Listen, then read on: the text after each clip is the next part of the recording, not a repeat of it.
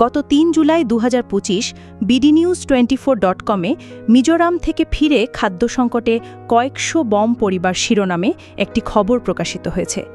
খবরটিতে KNF ও আইনশৃঙ্খলা বাহিনীর মধ্যকার সংঘাতে ৩,৫০০ বম বাস্তুচ্যুত হওয়ার কথা বলা হয়েছে। দমুন বম নামে এক ব্যক্তির বারাত দিয়ে খবরে বলা হয়েছে, গত বছরের ২৩ মে বাড়ি ছাড়তে বাধ্য হন বান্দরবনের রোয়াংছড়ি উপজেলার ৭০ বছর বয়সী দমুন বম।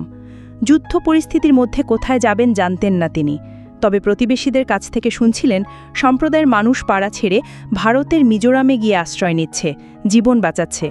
ওই অবস্থার মধ্যে কিংকর্তব্য বিমূঢ় দমুন বম স্ত্রী আর একমাত্র ছেলের হাত ধরে প্রতিবেশীদের সঙ্গে বাড়ি থেকে বের হতে বাধ্য হন। পাহাড়, জঙ্গল, ক্ষুধা, অনিদ্রার এক বিপদসংকুল কঠিন যাত্রার মধ্যে পৌঁছান মিজোরামে।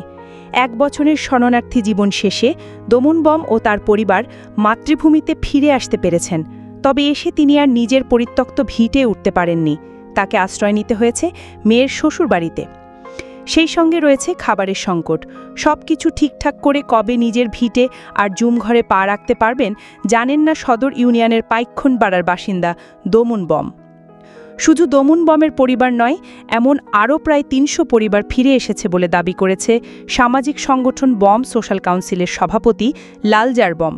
তার ভাষ্যমতে যারা ফিরে এসেছেন তারা মূলত বান্দরবন সদর উপজেলার গেটসীমানিপাড়া, রোয়াংছড়ি উপজেলার সদর ইউনিয়নের পাইক্ষংপাড়া, রুমা উপজেলার জুরভারাংপাড়া, ইডেনপাড়া, ব্যাথেলপাড়া, হ্যাপি হিলপাড়া, দার্জিলিংপাড়া, মিয়ানমার সীমান্তবর্তী ফাকখিয়ংপাড়া ও সুসংপাড়া এবং থানচি উপজেলার সিংক্লাং পি পাড়া ও প্রাতাপাড়ার বাসিন্দা।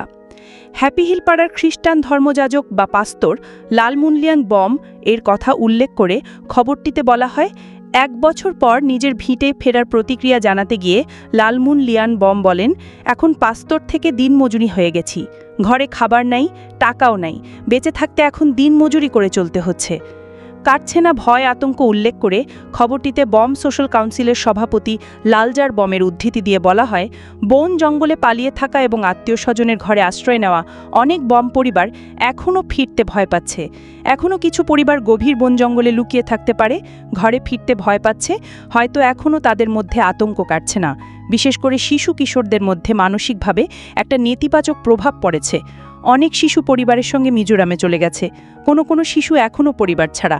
হঠাৎ করে হয়তো মা বাবারা চলে গেছে, ছেলে মেয়ে রয়ে গেছে হোস্টেল কিংবা কারো বাসাবাড়িতে। রোয়াংছড়ি উপজেলার ৩৪১ নম্বর পাইখং মৌজা হেডম্যান বৈথাং বমের উদ্ধৃতি দিয়ে খবরটিতে বলা হয়, কিছুদিন আগে ২ পরিবারের মতো পাড়ায় ফিরেছে। বেশিরভাগ পরিবারই এখনও ফেরেনি।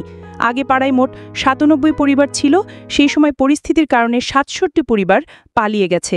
তার মধ্যে মাত্র ২ পরিবার ফিরে এসেছে। যেসব পরিবার আগে থেকে পাড়ায় ছিল, যারা পালিয়ে যায়নি, তাদের পরিস্থিতিও খুব ভালো না। তাদের অনেকের ঘরে খাবার নাই। bdnews24.com-এ প্রকাশিত খবরটিতে বমদের পালিয়ে যাওয়ার ঘটনা তুলে ধরে বলা হয়, কেএনএফ ও আইনশৃঙ্খলা বাহিনীর মধ্যে সংঘাতের কারণে ভয় ও আতঙ্কে বম জনগোষ্ঠীর লোকজন এলাকা ছাড়তে শুরু করে ২০২২ সালের শেষ দিকে।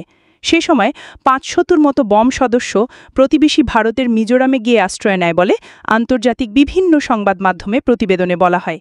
পরে তাদের মধ্যে কেউ কেউ পরিবার নিয়ে ফিরে আসেন। এরপর ২০২৪ সালের এপ্রিলের শুরুতে রুমা ও থানচিতে ১৬ ঘণ্টার ব্যবধানে ২টি ব্যাংকে ডাকাতির ঘটনা ঘটে। রুমার সোনালী ব্যাংকে ডাকাতি হয় ২ এপ্রিল রাতে।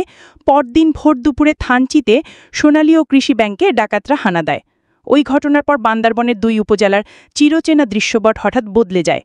২ উপজেলার ৩ ব্যাংক শাখায় ডাকাতির ঘটনার পর যৌথ বাহিনীর কেএনএফ বিরোধী অভিযানে গণহারে গ্রেফতারের মধ্যে চলাফেরা, খাদ্য সংগ্রহ মতো নানা বিধিনিষেধের মধ্যে পড়তে হয়েছিল বমদের। তখনও বমদের পাড়া ছাড়ার ঘটনা ঘটেছিল বলা হয় খবরটিতে।